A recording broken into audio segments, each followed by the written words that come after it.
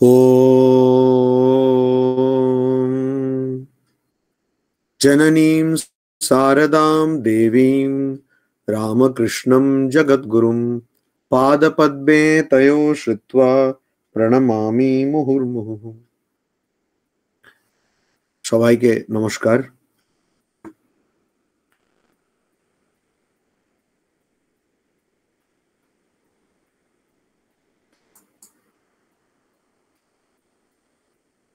ঠাকুর শ্রী রামকৃষ্ণ পরমহংসের সম্বন্ধে স্বামীজি বলছেন যে যিনি আগে শ্রীরাম হয়ে এসেছিলেন, যিনি তারপরে শ্রীকৃষ্ণ হয়ে এসেছিলেন, তিনি ইদানিং শ্রীরামকৃষ্ণ হয়ে এসেছেন। এটা ঠাকুরেরই কথা স্বামীজি বলছেন। ঠাকুরই এই কথা বলেছিলেন, সেটা স্বামীজি যিনি ঠাকুরকে অবতারের মধ্যে শ্রেষ্ঠ বা বরিষ্ঠ বললেন, সেই স্বামীজি এই কথাটা বলছেন। উনার সংস্কৃতে রচিত গান আচণ্ডালা প্রতিহতরয়, এই কথাগুলো দিয়ে যে গান শুরু, সেই গানে স্বামীজি রাম অবতারের, শ্রী রামচন্দ্রের অবতারের কথা বলতে গিয়ে বলে, তারপর শ্রীকৃষ্ণের অবতারের কথা বলে, আর শেষে বলছেন যে শ্রীরামকৃষ্ণ এই ধরনের, এই দুজন অবতারই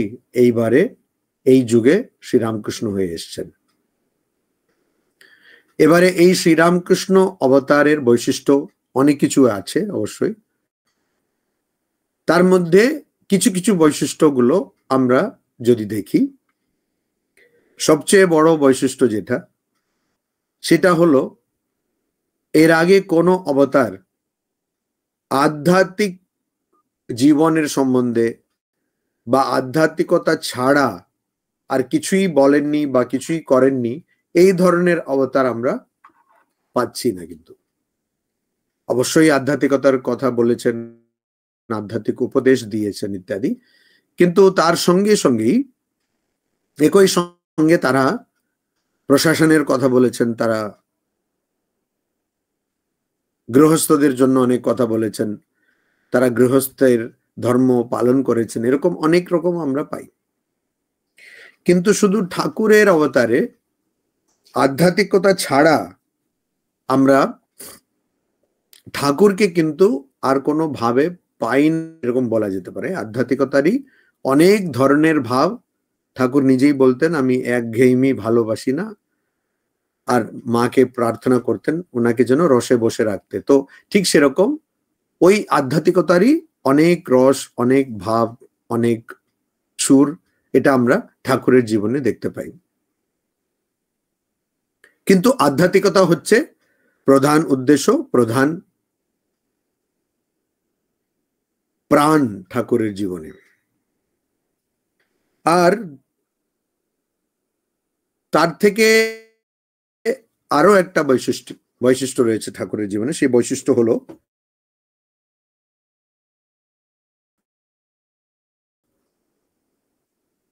সত্যরক্ষা। সত্যরক্ষা, এই সত্যরক্ষা পালন করা, এটা ঠাকুর বলছে।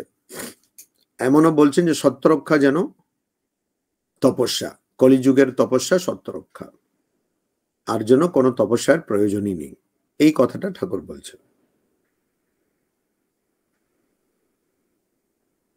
আর বারবার ঠাকুর বলছেন যে কলিযুগে নারদীয়া ভক্তি, ওইটাই অবলম্বন করা উচিত, কারণ অন্য পথগুলো খুবই কঠিন, এটাও ঠাকুর বলছেন।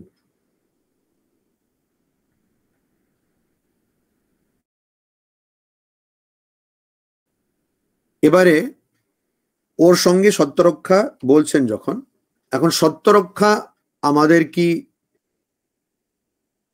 সম্ভব, এই কথাটা বলতে গিয়ে ঠাকুরের জীবনী, যেটা অপূর্ণ জীবনী কিন্তু যেটা আকর গ্রন্থ, সেটা শ্রী শ্রী রামকৃষ্ণ লীলা প্রসঙ্গ, ঠাকুরের সন্ন্যাসী শিষ্য স্বামী শারদানন্দজি মহারাজ লিখেছেন।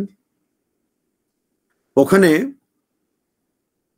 স্বামী শারদানন্দজি মহারাজ এই কথাটা বলছেন যে এই যুগে কি এইটা সম্ভব? দুটো কথা বলছেন। একটা, এই যুগে কি বিবাহ করার পরে, বিয়ে করার পরে যে ধরনের জীবনযাপন শ্রীমা সারদা দেবী আর ঠাকুর শ্রী শ্রী রামকৃষ্ণ পরমহংস যে ভাবের জীবনযাপন করেছিলেন, সেটা কি আদৌ এই যুগে সম্ভব? আর ওখানে উনি বলছেন যে ওইটা আমরা মানি না মানি, সেই কথাটা কিন্তু আমরা যদি মানি না মানি তাতে কিছু যায় আসে না, কারণ সেইটা আসলে ঘটেছিল। আমি ওখান থেকে পড়ছি।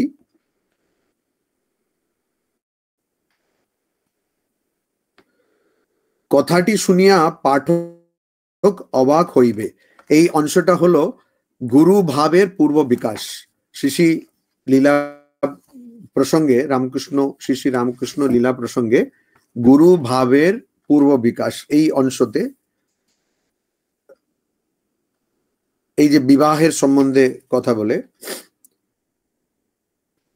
ওই শুরু হচ্ছে, আবার যদি বলো ঈশ্বরের প্রতি অনুরাগে সর্বস্ব ত্যাগের ভাবটা যে ঠাকুরের আজীবন ছিল, এ কথাটা স্বীকার করিবার আবশ্যকতা কি? এখান থেকে যে শুরু হচ্ছে,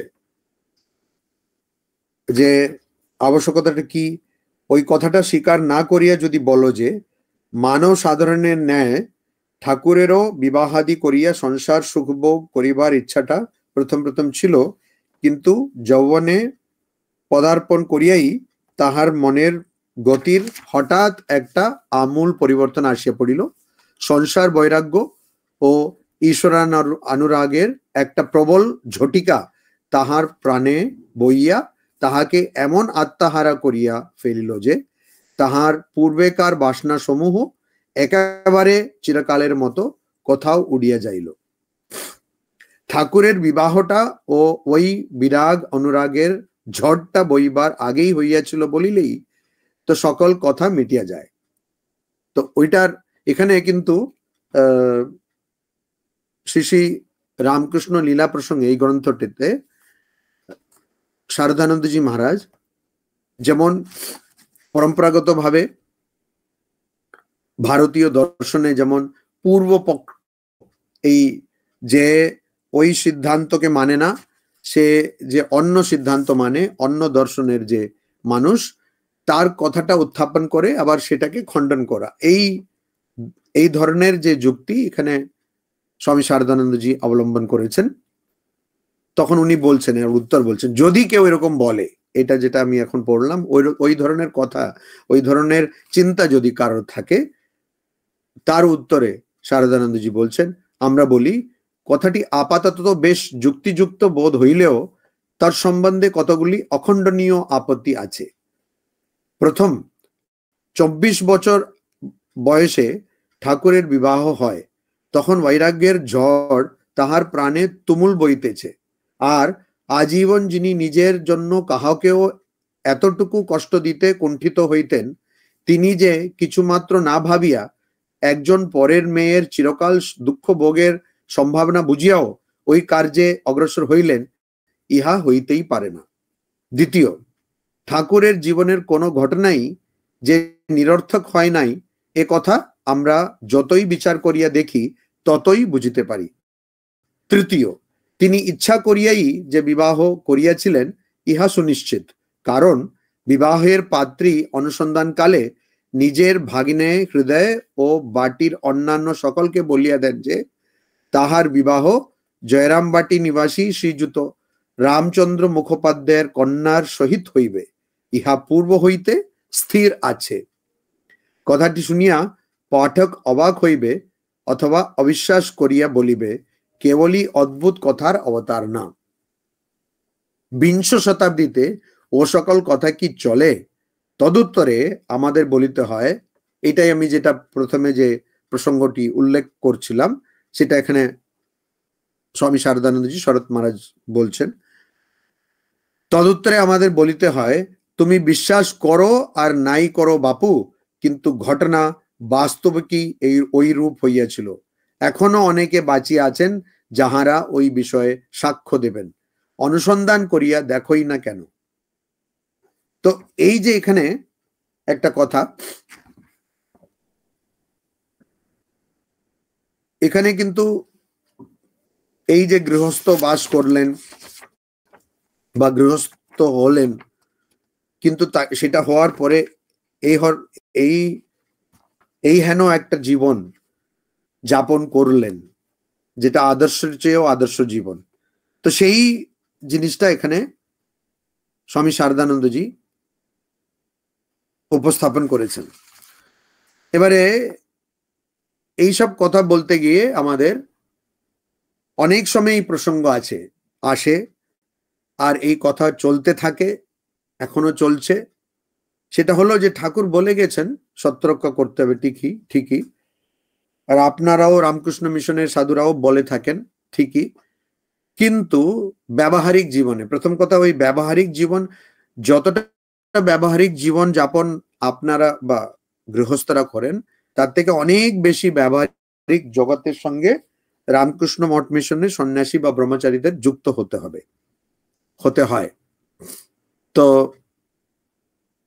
তাও কিন্তু এর ধরনের কথা থাকে যে ব্যবহারিক স্তরে কিন্তু এটা কতটা ব্যবহারিক, কতটা এটা সম্ভব। এবারে এটা হলো সত্য রক্ষার কথা বলতে গিয়ে, সত্য রক্ষা কেন সম্ভব, কি সম্ভব কি না আদৌ। কিন্তু এখানে আমি সত্য রক্ষার কথা বলবো না, সত্য রক্ষা চেয়ে এক ধাপ আরো এগিয়ে যাব, আর সেই কথাটা বলবো। সেটা কি, আবার সত্য রক্ষা যদি আমরা করতেও পারি, যদি আমরা একটি নৈতিক জীবন যাপন করতেও পারি, আমরা মিথ্যা কথা বললাম না। আপনাদের মধ্যে কেউ কেউ হয়তো ভাবতে পারেন যে আমাদের কাছে সত্যরক্ষাই কঠিন, আবার এখন কি এমন প্রসঙ্গ তোলা হচ্ছে যে সত্যরক্ষার চেয়েও ঊর্ধ্বে কোন ধরনের জীবন থাকতে পারে। তো সত্যরক্ষা আমরা হয়তো করলাম, সেটা আমি জানি খুব কঠিন, কিন্তু যদি সেটা সম্ভব হয়। কিন্তু সত্যরক্ষা বলতে আমরা কি বুঝি? আমাদের সত্যরক্ষা বলতে, যে আমি যা দেখেছি, এটা ভগবৎপাদ শঙ্করাচার্য তিনি ভগবদ্গীতার শ্লোক ব্যাখ্যা করতে গিয়ে বলছেন, যেটা তুমি দেখেছো, যেটা তুমি জানো, যেটা তুমি পড়েছো, যেটাকে তুমি সত্য জানো, সেই সত্যকেই অবলম্বন করে আচরণ করা হচ্ছে সত্যরক্ষা। হয়তো যেটা তুমি জানো সেটা সত্য নাও হতে পারে, সেটা তোমার হয়তো ভুল ধারণা বা ভুল বোঝা হতে পারে, কিন্তু সেটা অনুযায়ী যদি তুমি আচরণ করো, সেটা সত্যরক্ষা। ঠাকুর কিন্তু তার চেয়ে এক ধাপ এগিয়ে গিয়ে বলছেন যে ভাবের ঘরে চুরি না থাকে। এটা ওই গুরু ভাবের পূর্ব বিকাশ ওই অধ্যায়ের মধ্যে আছে। তো এইখানে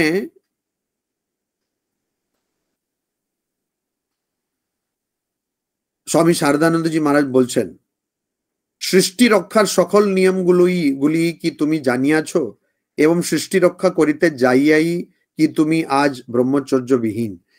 এই কথাটা আসছে এর আগে, এই ব্রহ্মচর্যের প্রয়োজন ইত্যাদি এইসব কথা আসছে, গৃহস্থ জীবন কি এই ধরনের গৃহস্থ জীবনটা ঠিক হলো ইত্যাদি ইত্যাদি, ঠাকুরের বিবাহ নিয়ে প্রসঙ্গ, যেটা আমি আগে উদ্ধৃত করলাম যেখান থেকে। তো এখানে মানে এখনকার সংস্করণে এটা হচ্ছে অবশ্য পাতা, প্রত্যেক অংশে পাতার সংখ্যা পাল্টাতে থাকে। তো এটা এই অংশটা হলো শ্রী শ্রী লীলা প্রসঙ্গের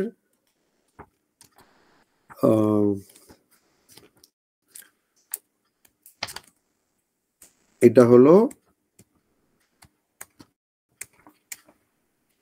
গুরু ভাব পূর্বার্ধ, ওই গুরু ভাব পূর্বার্ধের মধ্যে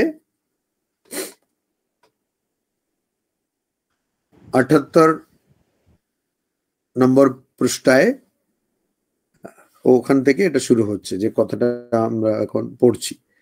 তো ওখানে পরের পৃষ্ঠায় প্রথমে যে পরিচ্ছেদ, ওখানে স্বামী শারদানন্দজি মহারাজ বলছেন, প্রথমত আমরা যতটুকু, তো এখানে এখানে যুক্তিটা হচ্ছে, অনেকে কিন্তু এই কথাটা বলে, অনেকে বলে যখনই কেউ কোনো সন্ন্যাসীর সঙ্গে দেখা হয় বা এমন কোনো মানুষের সঙ্গে দেখা হয় যিনি বিয়ে করেননি কেননা কোনো আধ্যাত্মিক কারণের জন্য, আধ্যাত্মিক জীবনযাপনের জন্য বিয়ে করেননি, তখন এই প্রশ্নটা প্রথমে তোলা হয় যে যদি সবাই ওরকম ওই ধরনের বিয়ে যদি না করে তাহলে সৃষ্টি চলবে কি করে। এটা একটা প্রশ্ন, খুবই গম্ভীর প্রশ্ন, আমিও খুব গম্ভীর উত্তর দিই। আমরা সৃষ্টি চালিয়ে দেওয়ার জন্য তো আপনারা তো রয়েছেন, তো ওই জন্য একজন যদি নাই বা করে তো অসুবিধা নেই, ব্রহ্মা বিষ্ণু মহেশ্বর আপনাদের উপরে তো ভার দিয়েছেন। তো যাই হোক, এটা আমি খুব গম্ভীর ভাবে এই উত্তরটা দিই। তো এখানে কিন্তু স্বামী শারদানন্দ মহারাজ এটাকে ভালো করে এর উত্তরটা দিচ্ছেন। প্রথমত, আমরা যতটুকু দেখি, শুনি বা চিন্তা ও কল্পনা করি, সৃষ্টিটা বাস্তবিক কি ততটুকুই? সৃষ্টির নিয়মই বৈচিত্র্য থাকা। আজ এই মুহূর্ত হইতে যদি আমরা সকালে সকল বিষয়ে এক প্রকার চিন্তা ও কার্যের অনুষ্ঠান করিতে থাকি, তাহা হইলে সৃষ্টি ধ্বংস হইতে আর বড় বিলম্ব হইবে না।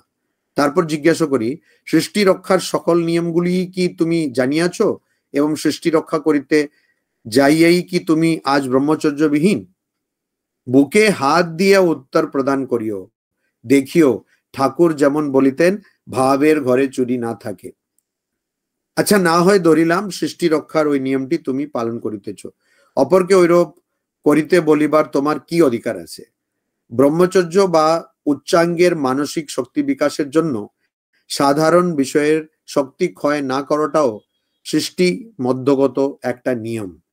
সকলেই যদি তোমার মতো নিম্নাঙ্গের শক্তি বিকাশেই ব্যস্ত থাকিবে, তবে উচ্চাঙ্গের আধ্যাত্মিক শক্তি বিকাশ দেখাইবে কে? ঐরূপ শক্তির বিকাশ তাহা হইলে তো লোভ পাইবে।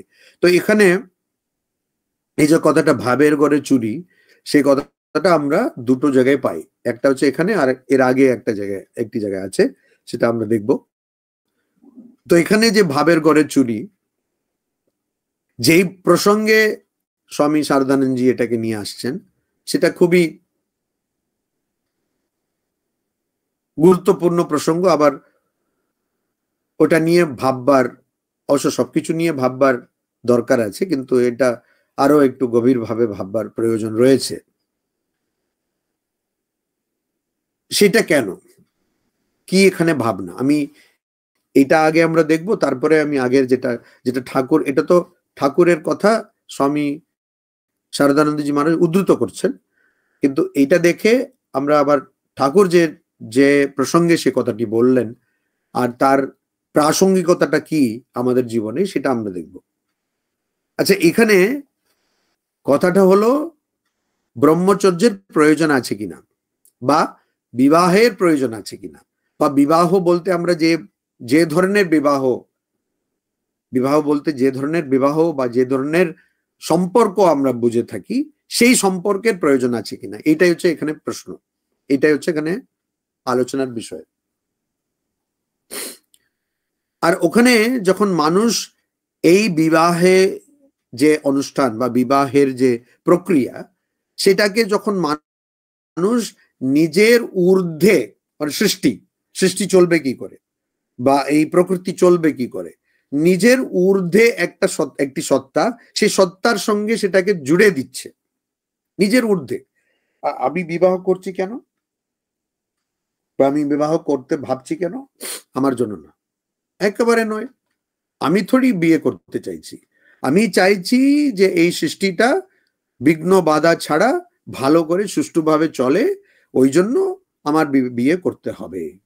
তো এখানে আমি একটা কাজ করছি, এটা আমার স্বার্থের জন্য কাজ করছি, আমার মনের ইচ্ছার জন্য কাজ করছি, আমার শারীরিক মানসিক প্রয়োজনের জন্য কাজ করছি, কিন্তু সেই কাজের উদ্দেশ্যটাকে এমন একটা আদর্শ উদ্দেশ্য করে দিলাম যেন এই কাজটা আমার জন্য করছি না, লোকহিতের জন্য বা সৃষ্টির প্রপঞ্চের হিতের জন্য। যেন এটা না করলে সৃষ্টিটা একদম বন্ধ হয়ে যাবে, ওই জন্য আমি এই কাজটা করছি। এই ধরনের যে যুক্তি, সেই যুক্তি যখন আমরা দিই, আর এটা শুধু বিয়ের ক্ষেত্রে নয়, সবকিছুর ক্ষেত্রে, সবকিছুর ক্ষেত্রে।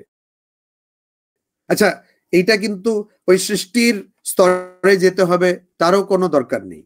আমি একটা জিনিস চাইছি, উপভোগ করতে চাইছি, কিন্তু আমি বলে দিলাম এটা আমি উপভোগ করছি, কেননা বাড়িতে তো কতগুলো কম বয়সের আমার সন্তানরা রয়েছে, তো তাদেরকে না দিলে, তাদেরকে কিছু একটু না দিলে তাদের মনটা খারাপ হবে, ওই জন্য আমি এটা উপভোগ করছি। আমি বলছি না যে আমি বেড়াতে যাচ্ছি কারণ আমার বেড়াতে ভাল লাগে, এবারে যদি আমার বাচ্চারা যদি আসে, সন্তানরা আসে, তাহলে ওটা ঠিক আছে, না এলেও আমি বেড়াতে যাব, কেননা আমার মনে হচ্ছে এখন বেড়াতে যাব, আমার ইচ্ছা, সেটা আমরা বলি না।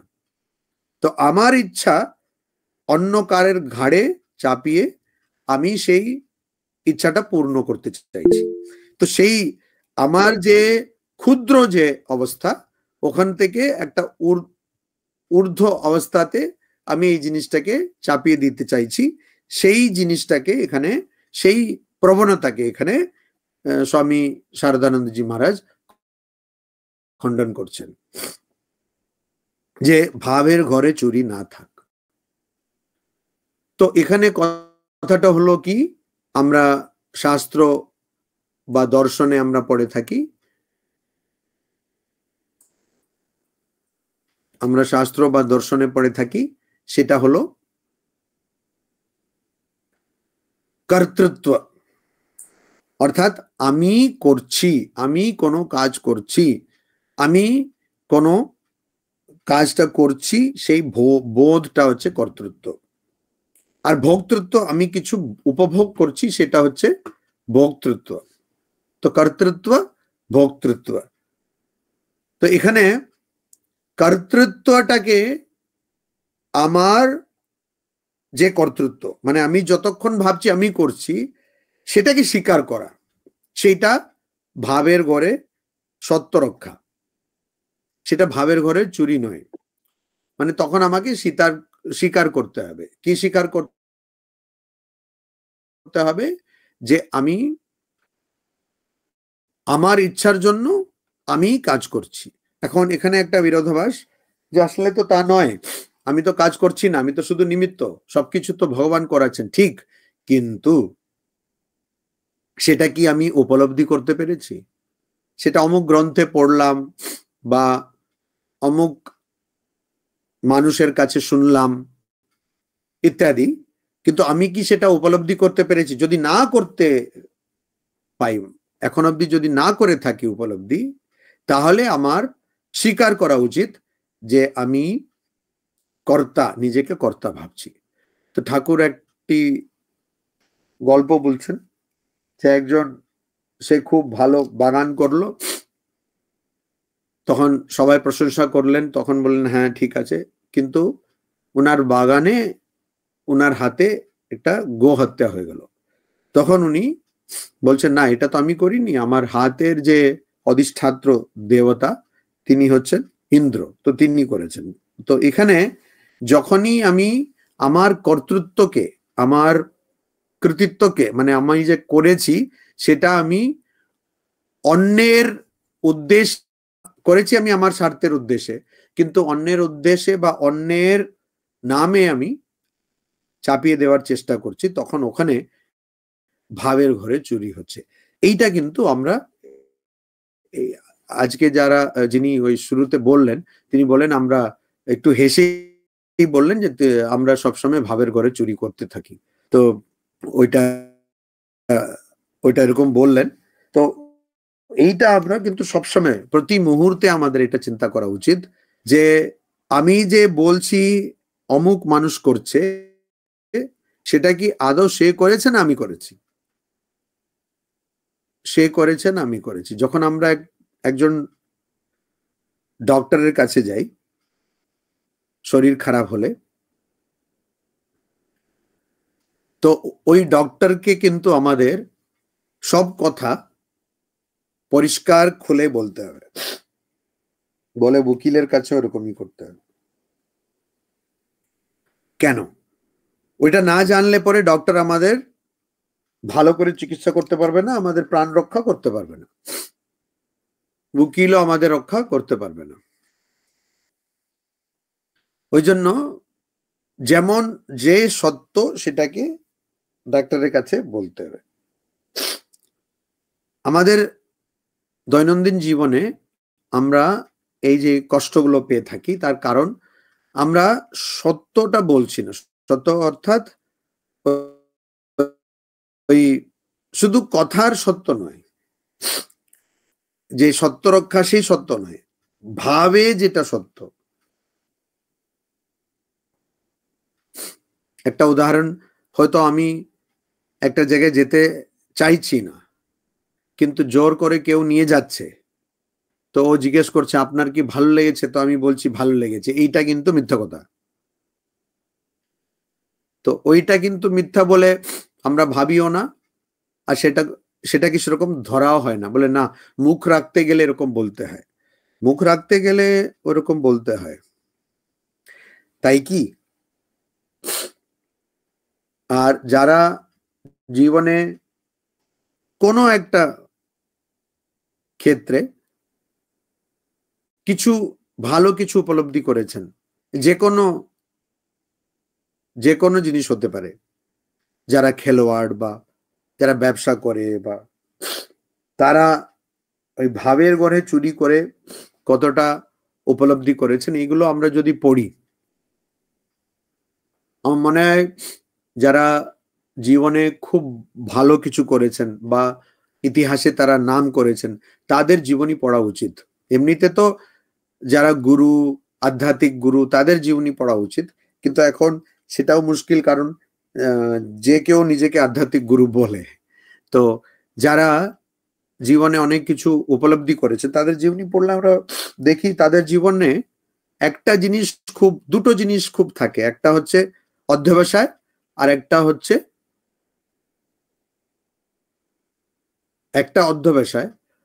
আর একটা হচ্ছে তারা খুব শ্রদ্ধার সঙ্গে, স্বামীজি যে কথাটা বলছেন, শ্রদ্ধা সংস্কৃত কথা, তার অনুবাদ করা যাবে না ইংরেজিতে, স্বামীজি বলছেন, স্বামী বিবেকানন্দ বলছেন। তো সেই তাদের জীবনে তারা খুব অধ্যবসায় বা খেটেছেন, খুব পরিশ্রম করেছেন, আর নিরন্তর পরিশ্রম করেছেন। তার সঙ্গেই তাদের জীবনে আমরা দেখি তাদের জীবনে একটা শ্রদ্ধা আছে, মানে আত্মবিশ্বাস, তারা যেটা নিয়ে কাজ করতে চলেছেন তার উপরে বিশ্বাস, তাদের গুরুর প্রতি বিশ্বাস ইত্যাদি আমরা পাই। আর ওই জন্য তারা এসব উপলব্ধি করেন। তো তাদের মনের মধ্যে কোনো কুটিলতা নেই, কোনো কাপট্য নেই, কোনো লোকাচুপি ব্যাপারটা নেই, কিছু লুকিয়ে দিয়েছেন ইত্যাদি, সেইগুলো নেই বা খুবই কম, এটা আমরা পাই। তো ওইটাই এখানে বলছে যে আপনি যা করছেন বা যেটা করতে চাইছেন সেইটাই কি আপনি বাইরে বলছেন,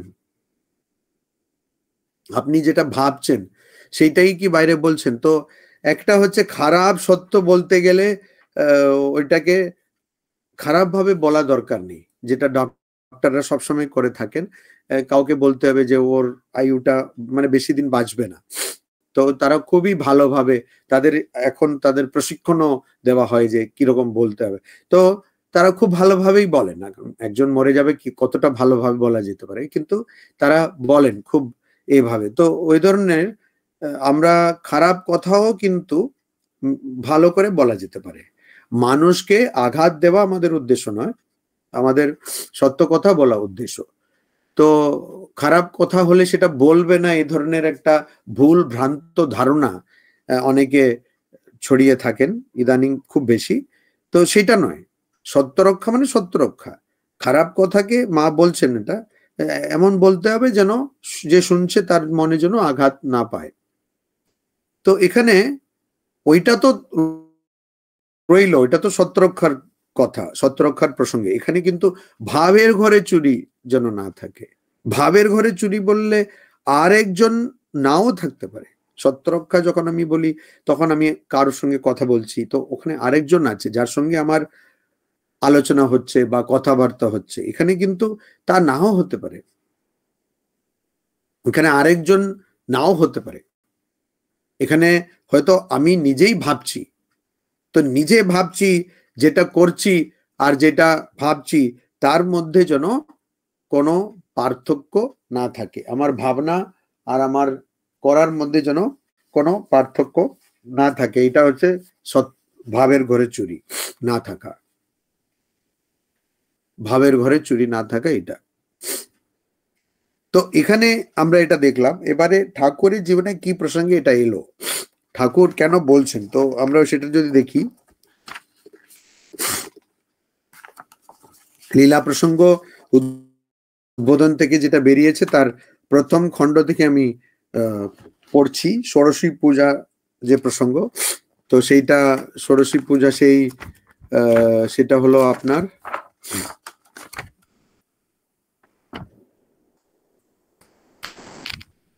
প্রথমের দিকে, সেটা হলো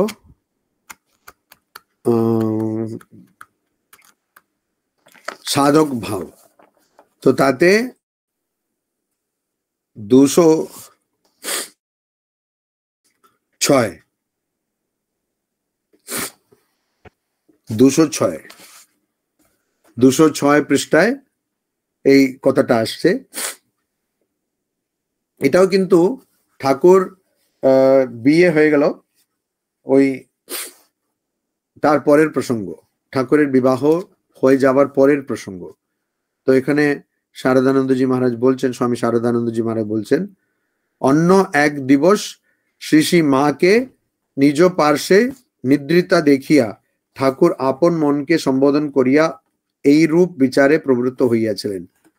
তো ঠাকুর, এটা আমরা এই ঘটনাটা আমরা পড়েছি অনেকে, তো ঠাকুর যে মায়ের কাছে আছেন তখন নিজেকেই বলছেন,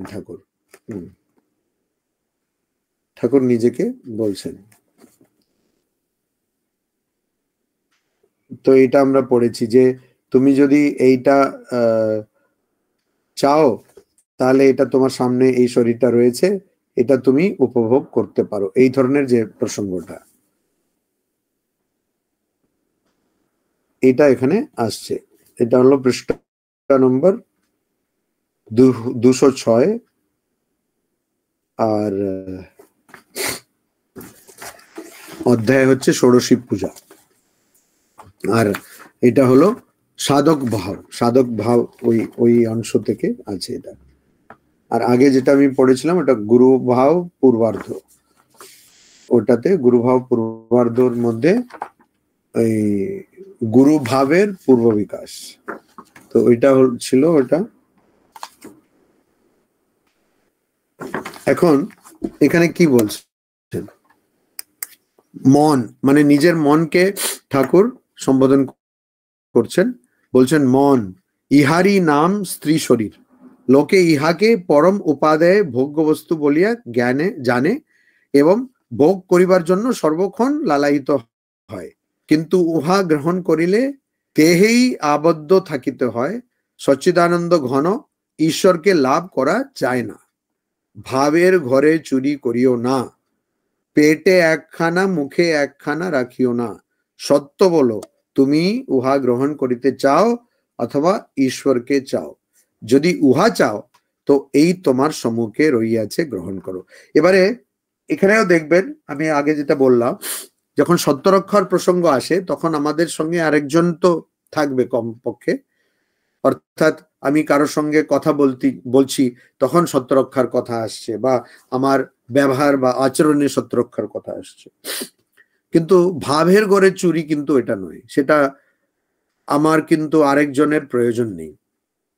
এখানেও কিন্তু ঠাকুর নিজের মনকে সম্বোধন করছেন, মনকে বলছেন, আর বলছেন যে দেখো ভাবের ঘরে চুরি করিও না, তুমি একটা ভাবছো আর একটা করতে যেও না।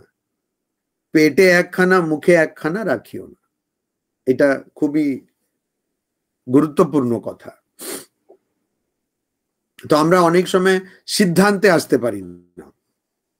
আমরা বলি না যে খুব কঠিন, আমি একটা সিদ্ধান্ত নিতে পারছি না। তার কারণ কি কি হতে পারে? তার কারণ, একটা সবচেয়ে বড় কারণ হচ্ছে ভাবের ঘরে চুরি। ওই জন্য যারা সত্য রক্ষায় প্রতিষ্ঠিত, যাদের ভাবের ঘরে চুরি একেবারে নেই, তারা কিন্তু সহজেই সিদ্ধান্ত নিতে পারে যে কোনো ব্যাপারে ক্ষেত্রে, যে কোনো ব্যাপারে সম্বন্ধে তারা সহজেই সিদ্ধান্তে আসতে পারে। তো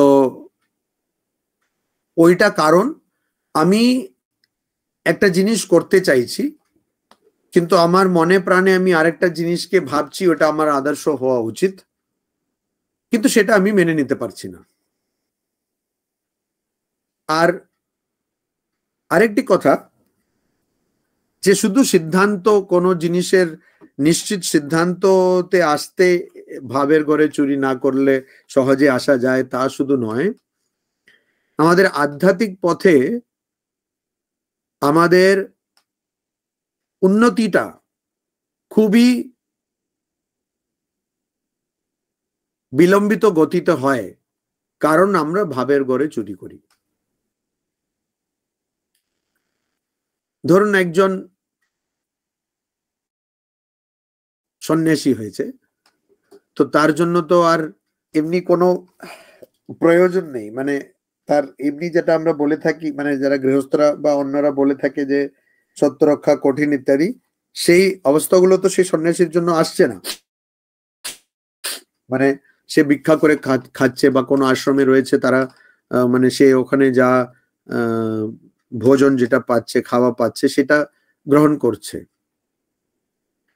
তার এমন কিছু করতে হচ্ছে না, সন্ন্যাসী বা সন্ন্যাসিনী, তার এমন কিছু করতে হচ্ছে না যে তাকে চুরি, ভাবের ঘরে চুরি করতে হবে বা সত্য রক্ষা রাখা চলবে না ইত্যাদি, সেই প্রসঙ্গ তো ওখানে উঠছেই না।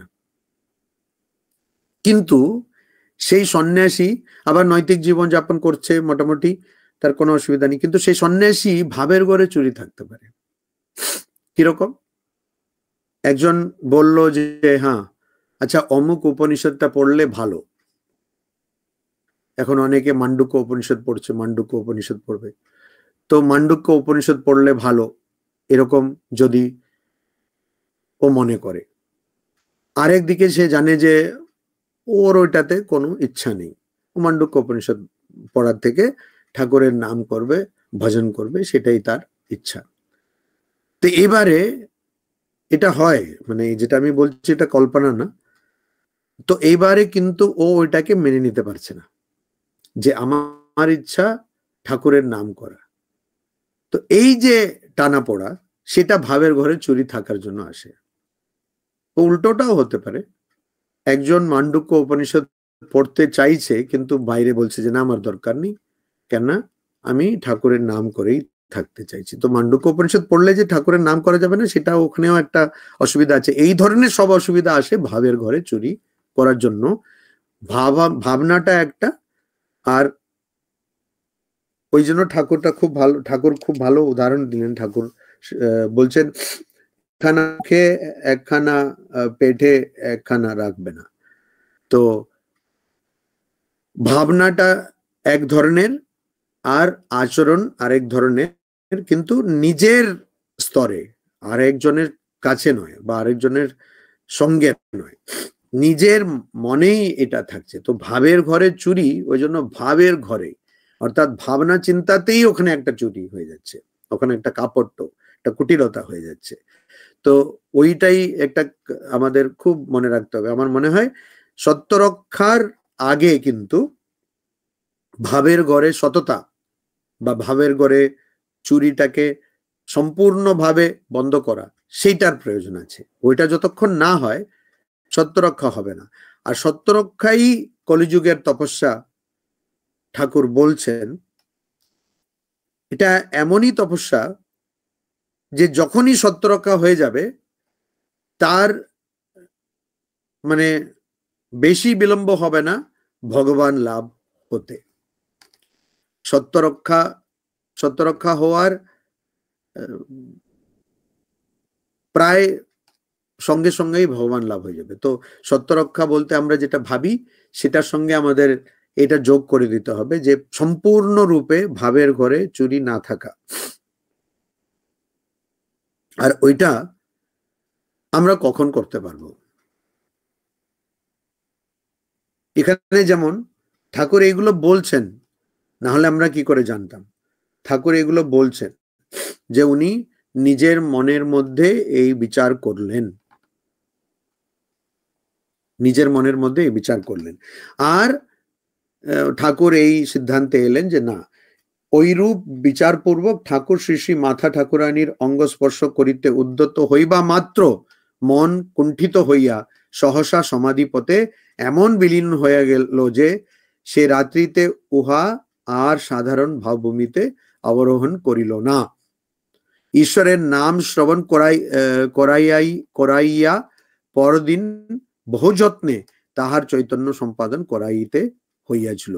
তো এখানে সাধনের ফলে, সাধনের জন্য ঠাকুরের যে সাধন, যেটা উনি দীর্ঘ এত বছর ধরে করেছিলেন, সেই সাধনের ফলে ঠাকুর এটা বুঝতে পেরেছেন। বা অবশ্য ঠাকুর তো অবতার পুরুষ, ঠাকুরের সব আচরণ আমাদের জন্য একটা উপদেশ, আমাদের শিক্ষার জন্য। তো ঠাকুর এটা বুঝতে পেরেছেন যে এই শরীর বা এই নারীর শরীর, এইটা ঠাকুরের জীবনের উদ্দেশ্য নয়। আর ঠাকুর ভাব সমাধিতে চলে গেলেন। তো আমাদের ভাবের ঘরে চুরি বন্ধ হবে কি করে? যখন আমাদের আদর্শটা নিশ্চিত হবে। আমরা বলে থাকি ভগবান লাভ করব বা ভগবান লাভ করা, ঈশ্বর লাভ করা মানুষ জীবনের উদ্দেশ্য। ভগবান লাভ করা মানুষ জন্মের উদ্দেশ্য, এটা শ্রীরামকৃষ্ণ বলে গেছেন, এটা আমরা বলে থাকি। কিন্তু আমরা কি সেটা বিশ্বাস করি? এটা হলো প্রশ্ন। তো তার সোজা উত্তর হলো করি না। যদি করতাম তাহলে ভাবের ঘরে চুরি হয় না। কিভাবে সেটা আমরা বুঝবো? একটি সাপকে দেখলাম, সাপ মানে বিষাক্ত, এটা ভুল, কিন্তু এই তথ্যটা ভুল, এটা এই ধারণাটা ভুল। তথ্যটা বলছে শুধু 4% সাপ বিষাক্ত। তো তাই যদি হয় তাহলে সব সাপ তো বিষাক্ত নয়, একেবারে নয়। কিন্তু আমাদের ধারণা সাপ বিষাক্ত। ওখানে কিন্তু কোনো ভাবের ঘরে চুরির প্রশ্নই উঠছে না। সাপকে দেখলেই আমরা হয় পালাবো, নাহলে ওকে মেরে দেবো। তো এখানে ভগবান লাভই আমার জীবনের উদ্দেশ্য, মানুষ জন্মের উদ্দেশ্য ভগবান লাভ। এই কথা, এই চিন্তা আমি কি মানি? তো আমাকে আগে, যেমন আমি বললাম, ডাক্তারের কাছে গেলে আগে আমাকে খুলে বলতে হবে আমার সমস্যাটা কি। উকিলের কাছেও তাই, কিন্তু তার আগে ভালো ডাক্তার বা ভালো উকিলটাকে পেতে হবে, সেটা একটা সমস্যা। তো এদিকে আমাকে আগে সবকিছু পরিষ্কারভাবে সততা বজায় রেখে আমাকে কিন্তু জানতে হবে আসলে আমি চাইছি কি। ওই রাতারাতি আমি কিন্তু সম্পূর্ণভাবে ঈশ্বরে অনুরাগ আসবে না। যদি সেটাই এতই সহজ হতো তাহলে সবাই সেটা করতেন। ওটা খুব কঠিন, খুবই কঠিন। সব গ্রন্থ বলছে, সবাই বলছেন, আর ভগবদ গীতাতে ভগবান শ্রীকৃষ্ণ বলছেন কঠিন। কিন্তু সেইটাই একমাত্র উপায় দুঃখ থেকে মুক্তি পাওয়ার জন্য। কঠিন তো বটে, মিউচুয়াল ফান্ড বোঝাটাও খুব সহজ নয়, কিন্তু এই ঈশ্বর লাভই একমাত্র উপায় দুঃখ থেকে নিবৃত্তি পাওয়ার জন্য। ওই জন্য দুঃখ থেকে নিবৃত্তি পেতে গেলে, সম্পূর্ণভাবে দুঃখ থেকে মুক্ত হতে গেলে, বা বারবার এই সংসারে জন্মগ্রহণ করছি, বারবার মরে যাচ্ছি, সেই অবস্থা থেকে, সেই চক্র থেকে নিজেকে মুক্ত করতে গেলে, উদ্ধার করতে গেলে আমাকে কিন্তু আধ্যাত্মিক সাধন করতে হবে। আধ্যাত্মিক সাধন করতে গেলে প্রথম শর্ত যে আমি কোথায় আছি সেটা জানতে হবে। আমি কোন স্তরে আছি সেই জ্ঞানটা আমার হওয়া দরকার। তা না হলে আমি কখনো ওখান থেকে এগিয়ে যেতে পারবো না। এবারে যদি যে প্রথম শ্রেণীতে পড়ছে ছাত্র, সে যদি ভাবে আমি যে কলেজে যে পড়ছে, কলেজে তার পরীক্ষা আমি দেব, তাহলে তো কখনো পারবে না। ওকে আগে বুঝতে হবে ওর বুদ্ধি বা ওর পড়াশোনা বা ওর বোঝা কোন স্তরে আছে। এটাই এখানে আমাদের আগে বুঝতে হবে যে ঠিক আছে, এটা রাতারাতি হবে না। তো প্রথম আমার কি অসুবিধা, আমি এখানে বুঝতে পারছি না বা মেনে নিতে পারছি না যে ভগবান লাভই মানুষ জন্মের উদ্দেশ্য। মানুষ জন্মের হতে পারে হয়তো, কেন ভগবান শ্রীরামকৃষ্ণ বলেছেন, ভগবান শ্রীরামকৃষ্ণ দেব বলেছেন, ঠাকুর বলেছেন, এই জন্য ওটা হতে পারে হয়তো, কিন্তু আমার জীবনের উদ্দেশ্য কিনা এটা আমি মেনে নিতে পারছি না। এটা আগে আমাকে মানতে হবে। তারপরে ওখানে আমাকে এই বিচার করতে হবে, দেখো মন, তুমি ভাবের ঘরে চুরি করিও না। এই যে ঠাকুর বলছেন না, মুখে একটা আর পেটে একটা রাখবে না। তুমি বলো, তোমার কি ভগবান লাভ দরকার? ভগবান বলতে তুমি কি বোঝো? এই ধরনের প্রশ্ন আমরা যদি মনকে করি আর খুবই সৎভাবে আমরা সেই বিচার করি, তাহলে সেই ক্ষণে আমাদের যাই সিদ্ধান্ত হবে না কেন, হয়তো আমি বললাম যে না আমার দরকার নেই, ঈশ্বর লাভ দরকার নেই, কিন্তু সেই বিচারটা যদি আমি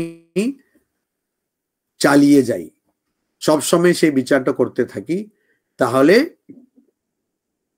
মানে বিলম্ব ছাড়া একদিন আমি সেই সিদ্ধান্তে আসব, যেই সিদ্ধান্তকে অবলম্বন করে আমি মোক্ষ লাভ বা দুঃখ নিবৃত্তি বা ভগবান লাভ করতে পারবো। তো এটা একটা অদ্ভুত সাধন, ভাবের ঘরে চুরি না করা, এই সাধনটা আমাদের করতে হবে। সবসময় ভাবা যে আমি যেটা মুখে আছে সেটাই কি পেটে আছে, যেটা পেটে আছে সেটাই কি মুখে আছে, আমার মধ্যে কি কোনো বিরোধাভাস আছে, আমি যেটা ভাবছি সেইটাই ভাবছি কিনা, অর্থাৎ আমি যেটা ভাবছি আমি আসলে সেটাই ভাবছি কিনা। তো এই পুরো জিনিসটা কিন্তু ভাবের স্তরে, ওই জন্য ঠাকুর বলছেন ভাবের ঘরে চুরি করিও না। তো আমার মনে হয় আজকের যুগে আমাদের সাধন হিসাবে যেটা ইংরেজিতে বলে, যেটা পারদর্শিতা বা ইংরেজিতে বলে ট্রান্সপারেন্সি, সেটা আমাদের দরকার, কিন্তু সেটা দরকার, মানসিক স্তরেই সেটা দরকার। আর সেটা যদি থাকে তাহলে আমার জীবন এমনি সাংসারিক জীবনও খুব কম দুঃখ হবে না। ওই জন্য আমার মনে হয় এই যে ভাবের ঘরে চুরি, সেটাকে আরো, এই কথাটাকে, এই চিন্তাটাকে বা এই দর্শনকে আরো গভীরে দেখা প্রয়োজন। আর যত ধরনের সাধন আছে, আধ্যাত্মিক সাধন, সবকিছুর ভিত্তিতে মূলে কিন্তু এই ভাবের ঘরে চুরি না করা বা ভাবের ঘরে সততা বজায় রাখা, সত্য রক্ষা ভাবের ঘরে, সেইটা আমার মনে সবকিছুর মূলে আছে। আর এই জন্য আমাদের সেটা আগে সাধন করা দরকার, সাধন করা প্রয়োজন। ওম শান্তি শান্তি শান্তি। হরি ওম তৎসৎ। শ্রীরামকৃষ্ণার্পণমস্তু। আমরা প্রশ্নোত্তর পর্বে প্রবেশ করব। যারা প্রাসঙ্গিক প্রশ্ন করতে চান তারা সরাসরি আনমিউট করে প্রশ্ন মহারাজকে করুন, মহারাজ উত্তর দেবেন।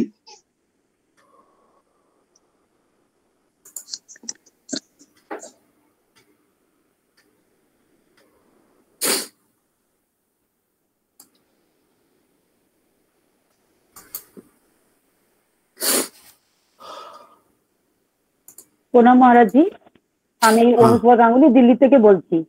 মহারাজ, এই যে আপনি এখনই বললেন না যে যে কথাটা ধরুন আমাদের কোনো জায়গায় গেলাম বা কোনো কিছু আমাদের ভালো লাগলো না, কিন্তু আমরা সেই জিনিসটাকে বললাম আমাদের ভালো লাগলো, মানে to keep satisfaction of the other person, সে তো কিন্তু সেই জিনিসটা তো মন আর মুখ তো একই হলো না, তো সেটা তো কি তাহলে ভাবের ঘরে তো চুরি করাই তো হলো। ওইটাই তো আমি বললাম। হ্যাঁ,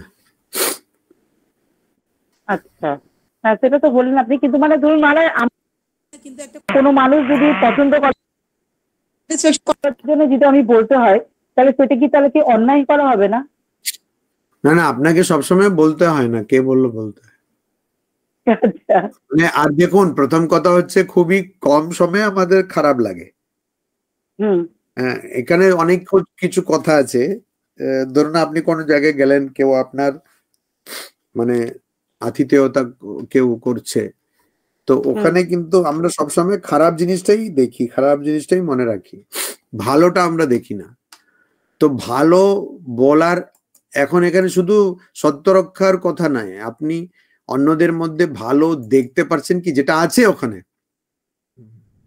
মানে যে ভালো আছে এমন নেই ভালো নেই, তো ভালো আছে, তো সেই ভালো যে গুণ, ওটা কি আমরা সবসময় দেখতে পাই, এটা হচ্ছে প্রশ্ন। না, আমরা বেশিরভাগ সময় চেষ্টা করি যে মানুষের নেগেটিভিটি ধরার জন্য। ওইটাই তো আমাদের কিন্তু খুবই কম, বা আমি বলবো নেই, এমন কোনো জিনিসই নেই যেখানে শুধু খারাপ আছে।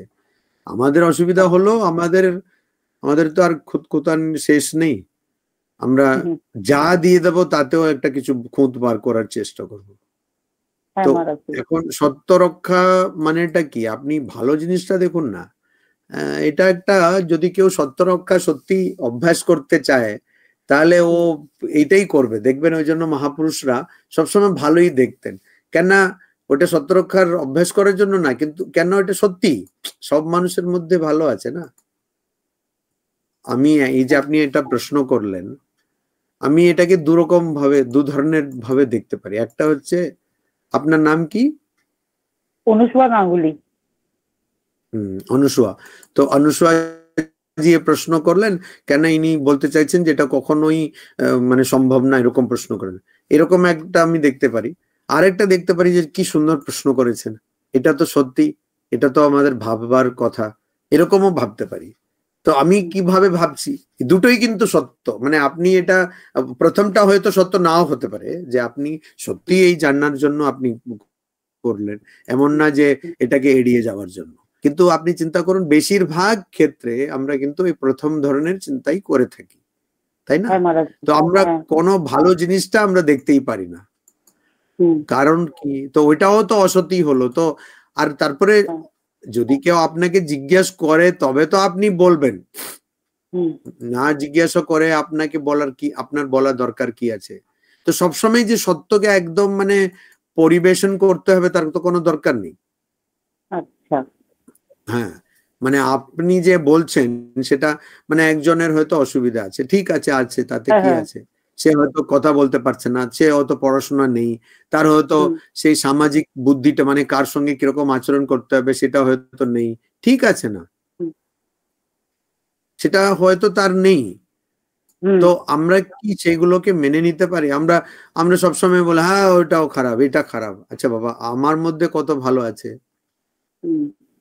তো মানে বলতেই হয় ওইরকম কিছু না। মানে যেমন একজন বিয়ে বাড়িতে গেল, একটু মজাই করছি, একজন বিয়ে বাড়িতে গেল, তো দেখলো জঘন্য খাওয়া, কোনোটাই মুখে রাখা যাচ্ছে না। হ্যাঁ, তো ওকে একজন জিজ্ঞেস করেছে, না মানে বিয়ে বাড়িরই লোক, ওই মানুষ জিজ্ঞেস করেছে, আচ্ছা খাওয়াটা কিরকম ছিল? তো উনি খুব ভাবলেন সত্য রক্ষা করতে হবে, আবার কষ্ট দেওয়া তো ভালো না, তো উনি বললেন জলটা ভালো ছিল।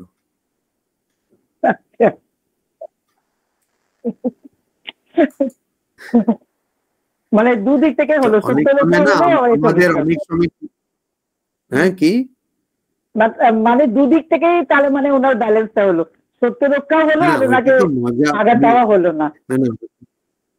ওইটা তো চুটকি বললাম, মজা হ্যাঁ বললাম, হ্যাঁ কিন্তু হ্যাঁ হ্যাঁ মজার কথা বললাম, কিন্তু আসলে আমরা এইসব প্রশ্ন আসবেই না। দেখবেন যখন আপনি এইটা অভ্যাস করছেন, এমন এমন পরিস্থিতি আসেই না। মানে মানুষের মধ্যে সবকিছু ভালো আছে, আপনি ভালোটা বলুন, হ্যাঁ বাস। আপনাকে সবসময় যে সবকিছু, দেখুন দুটো জিনিস আছে, একটা হচ্ছে সত্য রক্ষা আর একটা হচ্ছে সবকিছু বলা। সবাইকে সবকিছু বলতে হবে, সবসময় সবকিছু বলতে হবে, এটা কোনো মানে নেই। ওই জন্য আমি আজকে এখানে কিন্তু আমাদের আলোচ্য বিষয় ছিল ভাবের ঘরে চুরি। ভাবের ঘরে চুরি, যদি আমি অন্যকে কি বলবো সেটা নিয়ে তো এত প্রশ্ন, কিন্তু ভাবের ঘরে যদি চুরি না করি, তো ওখানে তো অন্য কেউ নেই, ওখানে তো শুধু আমি আছি। তো সেটা তো চেষ্টা করা যেতে পারে। অশোক জি কিছু বলতে চাই? আমি একটা প্রশ্ন আমার মনে আসছে যে ভাবের ঘরে চুরি করবো না, আবার সত্য রক্ষাও করব, তো আমার প্রাইম কোনটাকে মানে গুরুত্ব দেওয়া উচিত? ভাবের ঘরে চুরি কেন? ভাবের ঘরে চুরি আপনাকে কারোর সঙ্গে কোনো ব্যবহার করতে হবে না, আপনার মনের মধ্যে সেটা হচ্ছে। ওই জন্য আপনার যদি ভাবের ঘরে চুরি না থাকে, তাহলে সত্য রক্ষা নিজে থেকে হয়ে যাবে। ভাবের ঘরে চুরি হচ্ছে আরো মূল স্তরে, আমি যেটা বললাম না, ভাবের ঘরে চুরি যদি আপনার না থাকে, সত্য রক্ষা আপনি হয়ে যাবে। অশোকদা ঠিক ছিল? মানে বুঝতে পেরেছেন? ঠিক আছে, কিন্তু মায়ের কথা অনুযায়ী তুমি কারোর মনে কষ্ট দিও না। আবার আমি ভাবের ঘরে, ওগুলো সবই হয়ে যাবে। ভাবের ঘরে চুরি যদি না হয়, তাহলে আপনি কষ্ট দিতে পারবেন না, দেবেন না। কেন? ভাবের মধ্যে তো আপনি তো দেখতে পারছেন একজন মানুষ কষ্ট পাবে, ওইগুলো সব তো। ওইটার জন্য আমি বলছি, আমরা সবসময় সত্য রক্ষাকে দেখি দুজনের মধ্যে আচরণ হিসাবে, দুজনের মধ্যে ব্যবহার হিসাবে। সেটা নয়, সত্য রক্ষা শুরু হবে ভাবের ঘরে সততা দিয়ে, ভাবের ঘরে সত্য রক্ষা দিয়ে। তাহলে তো আর কখনো কারোরই অসুবিধা হবে না। আপনি খুবই কঠোর কথা বললে, কঠিন কথা বললেও, মানে যেটা খুব ভালো না সেটা বললেও কারোর কষ্ট হবে না। কেন? আপনি তো এমনই বলবেন যাতে ওর কষ্ট না হয়। ওইটা ভাবের ঘরে যদি না চুরি থাকে, তখনই হবে সম্ভব। ঠিক আছে, নিজের মনের সঙ্গে লড়াই করতে হবে না মহারাজ? লড়াই কেন? যাতে লড়াই কেন? না বলছি লড়াই না, মানে নিজের মনের সঙ্গে বোঝাপড়া করতে হবে, যাতে আমি এরকম ভাবের ঘরে চুরি। বোঝাপড়া না, বিচার। এটা দুটোই নয়, বোঝাপড়াও নয়। বোঝাপড়া মানে বাংলাতে লড়াই বলে, একটু বাইরে এসো তো, তোমার সঙ্গে কথা আছে, ওই রকম না, ওই রকম না। মানে ওই জন্য গীতাতে বলেছে, উদ্ধরেত আত্মনা আত্মানম না আত্মানম অবসাদেত, আত্মৈব আত্মনা বন্ধুহু আত্মৈব রিপু আত্মনঃ। মানে তুমি তোমার মনকে মন দিয়েই উদ্ধার করো, উপরে তোলো। কেন? আর মনকে কখনো নেতিয়ে যেতে দেবে না। আর মনই মনের বন্ধু, আবার মনই মনের শত্রু। ঠিক আছে? তো ওখানে কিন্তু আমরা বোঝাপড়া বা ওই রকম বলছি না, আমরা মনকে বন্ধু বানাতে হবে। তো ওর সঙ্গে কথা বলতে হবে, কথা বলে ওকে তুলতে হবে আস্তে করে। এটাই ভাবের ঘরে যদি চুরি না হয়। হ্যাঁ মহারাজ, আমরা ওই কথাটা কি এখানে হবে? মনেতেই বদ্ধ, মনেতেই মুক্তি। আপনি কথা ছেড়ে দিন, অভ্যাসটার ভাবুন। শ্লোক বেশি আওড়ালে কি কেউ ব্রহ্মজ্ঞানী হয়ে গেছে? সেটা ছাড়ুন। ওই রেফারেন্সটা এখানে যোগ করব কি, এটা ওখানে মিলবে কিনা, ওটা ছাড়ুন। ভাবের ঘরে চুরি চলবে না, বাস। অভ্যাস করতে সেই কথাটা এত কষ্ট। হ্যাঁ, অভ্যাস করতে করতে নিশ্চয়ই হবে মহারাজ, না হওয়ার তো কিছু কারণ নেই। না, ওটা শুরু করতে হবে তো, কোথাও একটা শুরু করতে হবে তো, আরম্ভ করতে হবে তো। কোনোভাবেই যেন আমরা না করি এটা। হ্যাঁ, এইটা মানে এত পরিষ্কার ভাবে, এত সূক্ষ্ম স্তরে আর কেউ, অন্তত পক্ষে আমি দেখিনি আর কেউ বলেছে এটা। তো ভাবের ঘরে চুরি মানে ওইটা করলে সত্য রক্ষা হয়ে যাবে, সবকিছু হয়ে যাবে, কোনো অসুবিধা হবে না, কারোর ব্যবহারেও অসুবিধা হবে না, সবকিছু হয়ে যাবে। ঠিক আছে, খুব ভালো লাগলো মহারাজ, প্রণাম নেবেন। হ্যাঁ, নমস্কার। প্রণাম নেবেন মহারাজ জি। বলছি তাহলে প্র্যাকটিস যে করব, সবকিছুতে ভালো দেখা অভ্যাস করলে এই চুরি, নিজের ভাবের ঘরে চুরিটা বন্ধ করা যাবে, তাই তো? সবকিছুতে যদি আমি ভালোটাই নিতে না। না না না, আমি সেটা বলিনি। ভাবের ঘরে চুরি মানে হচ্ছে আপনার মনের মধ্যে দুটো থাকবে না, দুটো ভাবনা থাকবে না। হ্যাঁ, তো এটা ঠাকুর বলছেন না, পেটে একটা মুখে একটা থাকবে না। ওটা ভালোকে নিলেই ওটা হবে না। ওটা কি আবার, সেটা আপনি কোত্থেকে সেই সিদ্ধান্তে এলেন?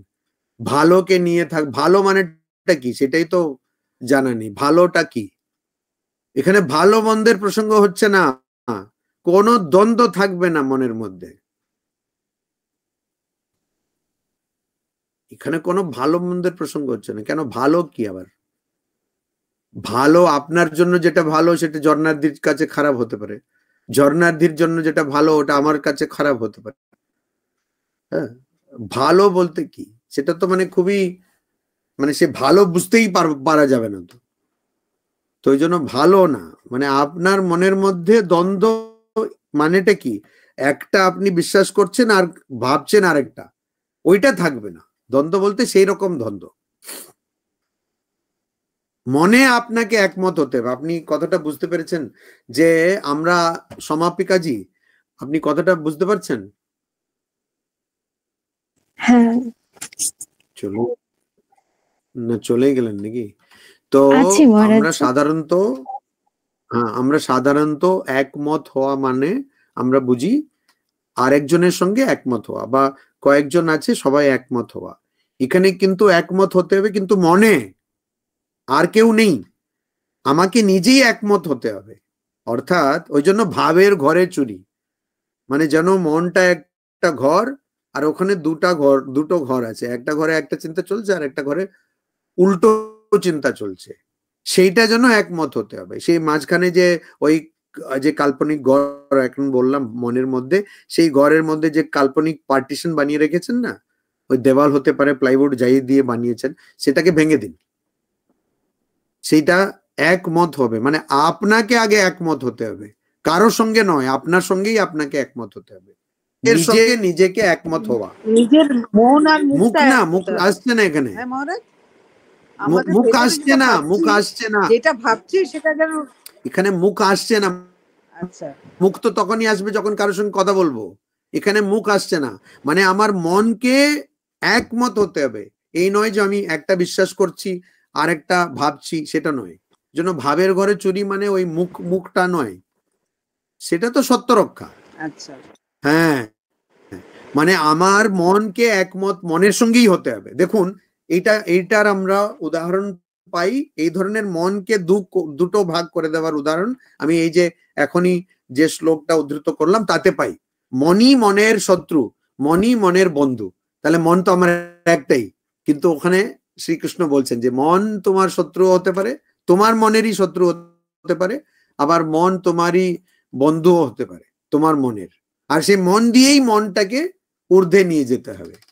তো ওই পরম্পরায় ঠাকুর বলছেন যে মনকে কিন্তু মনের সঙ্গে একমত হতে হবে।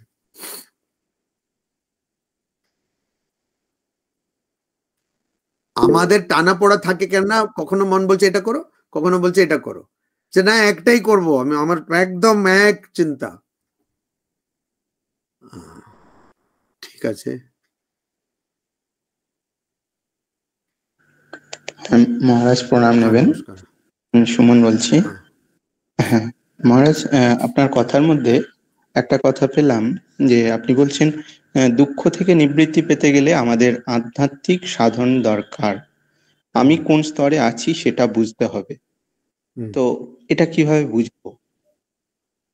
চিন্তা করলে বুঝবে না, আপনার স্তরটা আর কেউ তো বলে দেবে না, আপনাকে বিচার করতে হবে, ওইটা নিয়ে সময় দিতে হবে। সে কি করে বুঝবো? ধরুন আপনার খিদে পাচ্ছে, এবারে খিদেটা মেটাবেন কি করে? তখনই খাবার খুঁজবো এবং খেতে হবে। সত্যি। তো আপনি আমাকে যে জিজ্ঞেস করছেন কি করে বুঝবো, আগে নিজের মনকে একটু সময় দিয়ে বোঝার চেষ্টা করুন, ক্রমে ক্রমে হবে। ভগবদ্গীতাতে শ্রীকৃষ্ণ বলছেন শনাই শনাই উপরমেদ বুদ্ধিয়া ধৃতি গৃহীতয়া, ধীরে ধীরে হবে। একজন মহারাজ আছেন, নাম বলবো না, একজন মহারাজ আছেন খুবই আমাদের সিনিয়র, রামকৃষ্ণ মঠ মিশনে খুবই সিনিয়র। তো তাকে মানে তার কাছে একজন গেছে দীক্ষার জন্য। ও নাম বলবো না, তার মানে উনি গুরু, দীক্ষা তো আর কেউ দিতে পারে না, নাম কিন্তু বলবো না। যাই হোক, খুব সিনিয়র, মানে বলতে পারে সবচেয়ে সিনিয়র এরকম। তো ওনার কাছে একজন দীক্ষার্থী গেছে দীক্ষা নিতে। তখন ইনি বলতে বলতে বলেছেন, দেখো অনেক সময় লাগে বাবা, অনেক সময় লাগে। তো আমি তো 80 বছর পরেই আমি কিছু কিছু উপলব্ধি করেছি, তার আগে কিছু করিনি, তো এরকম সময় লাগে। তো এই ফাঁকে উনি ওই স্লিপ অফ টাঙ্গু হয়ে গেল ওনার, উনি বলে দিলেন যে 80 বছর পরে ওনার অনেক উপলব্ধি হয়েছে। যাকে এটাই আমরা সব খুব, কিন্তু কথাটা হচ্ছে যে কার কখন হবে কোনো জানা নেই, কারণ আগের জন্মে আমরা কি ছিলাম সেটা তো আমাদের জানা নেই, জানা দরকারও নেই। এই জন্মের জানাটাই অনেক বেশি, আমি তো মনে করি ওইটাও কমিয়ে দিলে ভালো। তো আমাদের প্রত্যেকের এক একটা স্তরে আছে, ওখানে আয়ু মানে যেটা শরীরের আয়ু তার কোনো মানে রাখে না, আর আমরা বুঝতে পারবো না। তো যে যে যার যার যত সংস্কারের আবেগ সেই অনুযায়ী তার সময় লাগবে, কিন্তু হয়ে যাবে, আশা করি হয়ে যাবে, এটা আমার বলার আর কি। হয়ে যেতেই হবে, আর কি হবে, তাই না? বেশ, খুব ভালো বলেছেন। সেই আশীর্বাদ করুন মহারাজ। আমার আশীর্বাদ দিয়ে কি হবে, আমারই নিজেরই হয়নি কিছু। এইগুলো হচ্ছে ইতিশ্রুতে, মানে যেটা আছে সেটা আমি বলে দিচ্ছি, এই একটা টেপ রেকর্ডারের মতন। আমার আর কি আছে, আমার তো কোনো উপলব্ধি নেই, কোনো স্তরেই নেই। শুধু একটাই, ওটাও আমার উপলব্ধি না, ঠাকুর আমাকে টেনে এই মহৎ একটা সঙ্গের একটা ইয়ে করেছেন, সেটা বিশাল ব্যাপার। মানে বাঁদরের কাছে মালা দিলে যা হয় আর কি, এরকম। তো আমার কিন্তু নিজের কি আছে, নিজের বলতে তো কিছু নেই। আর যা আছে সেটা তো উপলব্ধি করতে পারছি না, মানে পারছি না মানে হবে, কিন্তু এখন অব্দি তো হয়নি। তো এটাই, ওই জন্য আশীর্বাদ প্রার্থনা সবার জন্য একসঙ্গে মিলে প্রার্থনা করতে পারি। হ্যাঁ, যেমন ঠাকুর বলছেন না যে একজন গিয়ে ওই সম্রাটের কাছে কিছু চাইতে গেল, সম্রাটও দেখছে ভগবানকে প্রার্থনা করছে, বলছে তার তো আমি ডাইরেক্টলি করি। তো ওই জন্য আশীর্বাদ ছেড়ে দিন, ঠাকুরকে প্রার্থনা করি যে যেন যত শীঘ্রই আমাদের মোক্ষ লাভ হয়, এটা। কিন্তু সেই প্রার্থনাও আবার ওখানেও যেন ভাবের ঘরে চুরি না হয়। আমি কি সত্যি ওইটাই চাইছি, মোক্ষ? এটাই হচ্ছে প্রশ্ন। আমরা কি যা বলি সত্যি তাই মনে করি, মানে তাই আমাদের মনে থাকে, মানে যে আমাদের মনে ভাব সেটাই কি আমরা কথাতে বলি, বা নিজেকেই আমরা কি বলি সেটা? এখানে আমি একটা জিনিস বলছি, একজন মানুষ ছিলেন, তিনি এতই তার নিজের মধ্যে একটা বৈরুদ্ধ ছিল যে পরবর্তীকালে তিনি মনে প্রাণে বিশ্বাস করতেন যে উনি যা মিথ্যাগুলো বলছেন সেগুলো সত্য।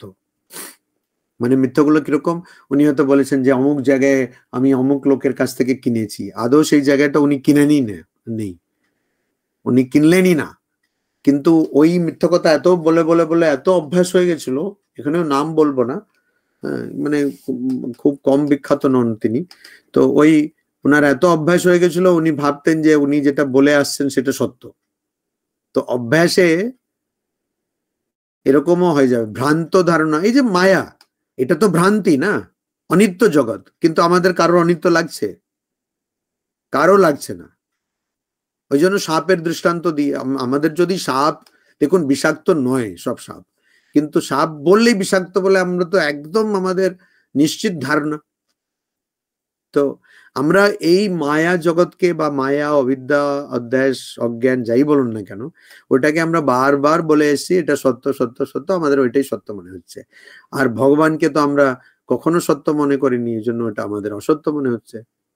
ভগবান বলতে আপনি একটা ছবি কিনলেন, ফ্রেম করে রাখলেন, সেটা ভগবান? সেটা ভগবান নয়, সেটা ভগবান নয়, কখনো না। ভগবান হলে আপনি ও ফ্রেম করতে পারতেন। এখানে একটা মজার ছিল, কিন্তু ইংরেজিটা হয়ে গেল ওই ফ্রেম, ওইটা যাই হোক, আমার অনেক যোগটা মরে যায়।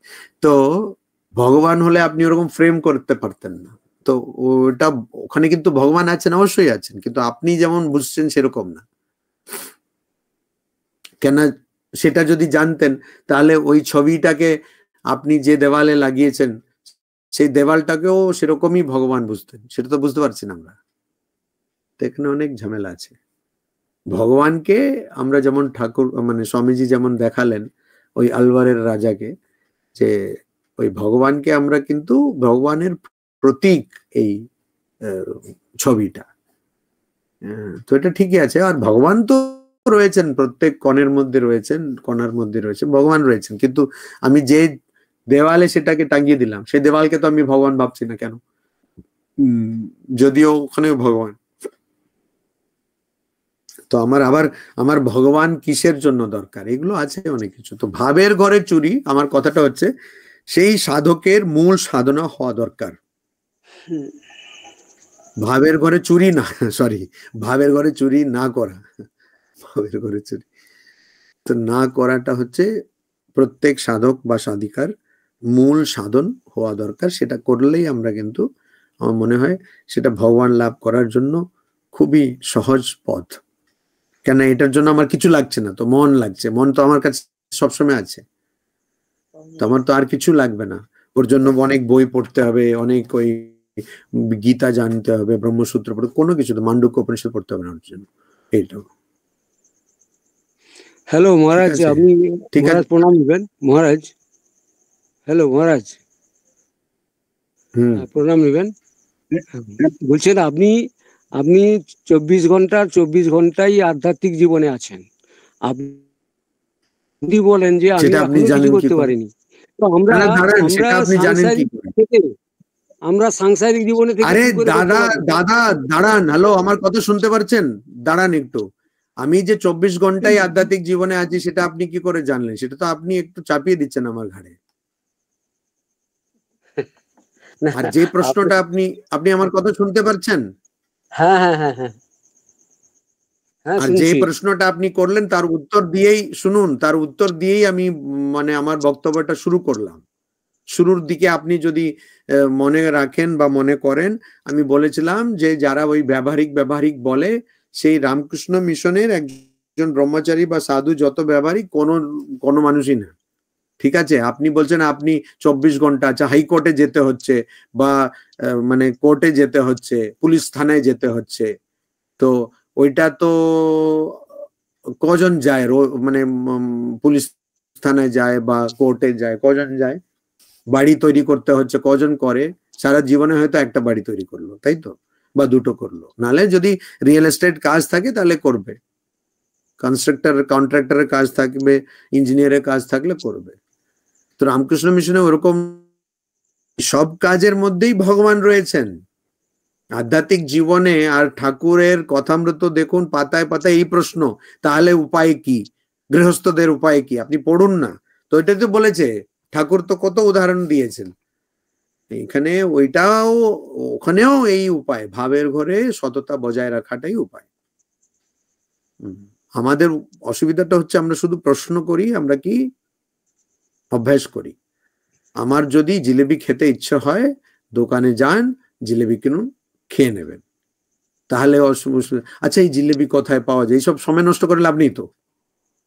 জিলেবি কোথায় পাওয়া যায় মানে কি? বসে ঠাকুরের নাম করুন না, ওই তো বলছে। আর বিচার করুন, মন, এই যে ঠাকুর দেখিয়ে দিলেন, মন এইটাই নারী শরীর, এটাই স্ত্রী শরীর, এটাকেই সবাই লালায়িত হয় এটার পিছনে, তো এটা বিচার করলেই তো হলো। তো বিচার করুন, ওই প্রশ্ন করে কি হবে? এই প্রশ্ন তো আমি যখন থেকে আমি কিছু বলতে শুরু করলাম তখন থেকে এই প্রশ্নটা শুনছি। আর ঠাকুরের কথামৃতের মধ্যে এই প্রশ্ন আছে, পাতায় পাতায় প্রশ্ন আছে। তাহলে তো এই প্রশ্ন যারা করছে তারা কি এই প্রশ্নের উত্তর জানার জন্য করছে, না শুধু শুধু করছে? তো এখানে আপনারা একটা অজুহাত খুঁজে বার করছেন যে আমরা যেহেতু গৃহস্থ আমাদের দ্বারা এটা কঠিন, সম্ভব না। কখনো না। গৃহস্থ সন্ন্যাসী যেই যদি রান্না জানে, ভালো করে রান্না করলে রান্না হবে, খেতে পারবে। ঠিক সেরকম সাধন যেই করবে, মানে একজন গৃহস্থ যদি নির্বিকার হয়ে অনাসক্ত হয়ে সাধন করে, সে ব্রহ্মজ্ঞানী হয়ে যেতে পারে। কিন্তু একজন সন্ন্যাসী যদি আসক্ত হয়ে পুরো বিকারের সঙ্গে কাজ করে, সে হয়তো বাইরে গেরুয়া পড়েছে, থাকে আশ্রমে, কিন্তু সে গৃহস্থ হয়ে যাবে, সংসারী হয়ে যাবে, সাংসারিক হয়ে যাবে। তো এখন আমরা কি করছি সেটা খুব বড় কথা, আমি কোথায় আছি সেটা নয়। আর কর্মযোগের ঠাকুর স্বামীজি বলে দিয়েছেন ইংরেজিতে, each one is great in his own place. এগুলো পড়লে তো বোঝা যায়। ঠাকুর তো বারবার বলছেন যে গৃহস্থ জীবনেও সম্ভব, অবশ্যই কত দৃষ্টান্ত দিয়ে বলছেন। তো এই জন্য আমরা গৃহস্থ বললে আপনি বা আপনারা একটা অজুহাত খুঁজে বার করার চেষ্টা করছেন যে আমার দ্বারা সম্ভব না। তাহলে তো ঠাকুর মিথ্যে, স্বামীজি মিথ্যে, এরা সব বলে গেছে, সব মিথ্যে। বেদে যত ঋষি ছিলেন সবাই গৃহস্থ ছিলেন, বেশিরভাগ। সন্ন্যাসী ঋষি খুব কম, না বললেই চলে। তো ওইটাও মিথ্যে, বেদ মিথ্যে হয়ে যাবে, সব মিথ্যে হয়ে যায়। একমাত্র আপনারাই ঠিক হয়ে যাবেন যারা বলছেন যে আমরা যেহেতু গৃহস্থ আমরা পারবো না। ওই অজুহাতটা ছাড়ুন, সেটা কোনো ভিত্তি নেই ওই অজুহাতের। কেন গৃহস্থ বলছেন, রামকৃষ্ণ মিশনে যে কোনো সেন্টারে গিয়ে দেখুন একজন সাধু বা ব্রহ্মচারী কত কাজ করছে, কত ধরনের কাজ করছে, আপনি নিজেই বুঝতে পারবেন। আপনি কোনোদিনই সেটা করেননি অত ধরনের, হ্যাঁ, বা অত করে, আর করতেও পারবেন না, করার দরকারও নেই আপনার। ঠিক আছে? তো ওই অজুহাতটা ছাড়ুন। কথা আমরাতে যা ঠাকুর বলছেন এগুলো, আর ভাবের ঘরে চুরি না করার সাধন যেন আমরা করি। ঠিক আছে, সময় হয়ে গেছে, আরেকটা মিটিং আছে না আপনাদের তো আছেই, আমারও আছে। হ্যাঁ, আশা করি সবাই প্রশ্নের যথাযথ উত্তর পেয়েছেন। সেই এবার ধন্যবাদ জ্ঞাপনের পালা। ধন্যবাদ জ্ঞাপন করবেন যুব সৈনিক সুমন বিশ্বাস মহাশয়। মহারাজজিকে আমরা ইয়ং সোলজার্স অফ স্বামীজির পক্ষ থেকে সশ্রদ্ধ প্রণাম নিবেদন করছি। আমরা অত্যন্ত আপ্লুত হয়েছে এত সুন্দর একটি বিষয় নিয়ে, এবং অনেকেরই প্রশ্ন শুনে বোঝা যাচ্ছে যে তারা কতটা আগ্রহ নিয়ে এই অনুষ্ঠানটি শুনেছেন বা উপভোগ করেছেন। স্বামী মহারাজের যে কতগুলি কথা এত সুন্দর লাগলো, যেটি বলছেন যে সব সাধনের মূলে আছে ভাবের ঘরে চুরি না করা। আবার বলছেন যে সত্য রক্ষার আগে দরকার নিজের প্রতি নিজের ভাবনা ঠিক রাখা, ভাবের ঘরে যেন চুরি না থাকে। সত্য রক্ষা করতে গেলেও অন্যের দরকার হয়, কিন্তু ভাবের ঘরে চুরি সেটা নিজের সঙ্গেই নিজেরই হয়। আরেকটি কথা, যেটা ঠাকুরেরই কথা, যে বিচার করতে হবে সর্বদা নিজের মনে, মুখে একটা আর পেটে একটা রাখবে না। আমাদের আজকের এই সুন্দর আলোচনায় আমরা অনেক কিছু জানলাম, শিখলাম, এবং সেগুলো আমাদের জীবনেও কাজে লাগানোর চেষ্টা করব। মহারাজজিকে আমরা সশ্রদ্ধ প্রণাম জানাচ্ছি, আন্তরিক কৃতজ্ঞতা এবং ধন্যবাদ জানাই। আবার মহারাজ আমাদের এখানে আসবেন সেই আমন্ত্রণ জানাচ্ছি, এবং সেই সঙ্গে আজকে যে পুরো কাজটির সঙ্গে পরিচালনায় রয়েছেন, সঞ্চালনায় রয়েছেন, এবং শান্তিমন্ত্র পাঠ এবং সমাপ্তি সঙ্গীতে যারা রয়েছেন, পিনাকি মণ্ডল, পূর্ণশশী হালদার বাবু, অভয় কুমার দে মহাশয়, তাদের সবাইকে আমি ধন্যবাদ জানাচ্ছি। এবং সেই সঙ্গে শারদায় নারী জাগরণ মায়েদের গ্রুপ থেকে যারা অংশগ্রহণ করেছেন তাদেরও সকলকে আমরা সশ্রদ্ধ ধন্যবাদ জানাচ্ছি। এই রকম ভাবে তত্ত্বমসী অনুষ্ঠানে আবার আপনারা সহযোগিতা করবেন এবং অংশগ্রহণ করবেন, এই আশা রাখি। নমস্কার, ধন্যবাদ, শুভরাত্রি। এখন সমাপ্তি সঙ্গীত ও জয়দান করবেন যুব সৈনিক অভয় কুমার দে মহাশয়। প্রণাম নেবেন মহারাজ। আমি যা পেয়েছি জীবন ভরে, উঠল না তাই হৃদয় ভরে। আমি যা পেয়েছি জীবন ভরে উঠল না তাই হৃদয় ভরে, এখন এমন কিছু চাই মাজা, এমন কিছু চাই মাজা, চিরদিনের মতো। এই তো আমার ব্রত, আমি সব ছেড়ে মা ধরব তোমার রাঙা চরণ দুটি। এই তো আমার ব্রত, আমি তো মনে ভুলে ভুলে দাগ কেটেছি জলে, পান করেছি বিষয় মধু, শান্তি পাবো বলে, শুধু শান্তি পাবো বলে। আজ জীবন ভরা ফুলের ডালি, তোমার পায়ে দিলাম ঢালি। আজ জীবন ভরা ফুলের ডালি, তোমার পায়ে দিলাম ঢালি। এখন তোমার কৃপায় অমৃত হব, তোমার কৃপায় অমৃত হব। ব্যথার গরল যত, এই তো আমার ব্রত, আমি সব ছেড়ে মা ধরব তোমার চরণ দুটি। এই তো আমার ব্রত, আমি তার নয় তো রাজি, শূন্য হাতে ঘুরতে অবিরত। এই তো আমার ব্রত, আমি সব ছেড়ে মা ধরব তোমার রাঙা চরণ দুটি। এই তো আমার ব্রত, এই তো আমার ব্রত, এই তো আমার ব্রত। जय श्री गुरु महाराज जी की जय। जय महामाय की जय। जय स्वामी जी महाराज जी की जय। गंगा माई की जय। जय काली माई की जय। जय दुर्गा माई की जय। जय श्री सीता लक्ष्मण भरत शत्रुघ्न हनुमत समेत श्री रामचंद्र पर ब्रह्मन देव की जय। जय ठाकुर, जय माँ, जय स्वामी जी।